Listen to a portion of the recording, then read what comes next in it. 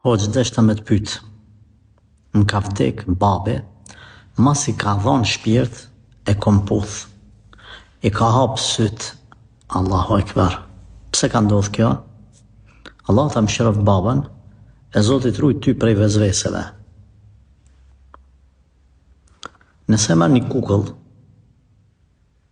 plastikës, edhe vendos që aty në tokë, edhe e këqyr api qelë syt ajo, pa bataria normale kam fjallën, kur nuk i qelë syt, sa është plastik. Njëjtë është edhe njeri i vdekur, masi të vdes nuk i qelë syt. Pasha Zotin unë e kom pa i ka qelë syt. Në rregull. Kalojmë të opsione tjera.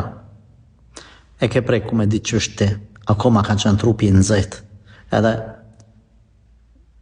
syt kanë lëviz, dhe më thonë, kur e ke lëviz trupin ma poshtë, ma naltë në këtë formë, edhe o qelë syni rasisht, ose ke prej ku e ditë që me dorë, jo që ai ka qelë syt, ai u kry filmi ti, u kry puna, mur fundaj, ai nuk i qelë syt, ai nuk fol ma, ka vdek ai.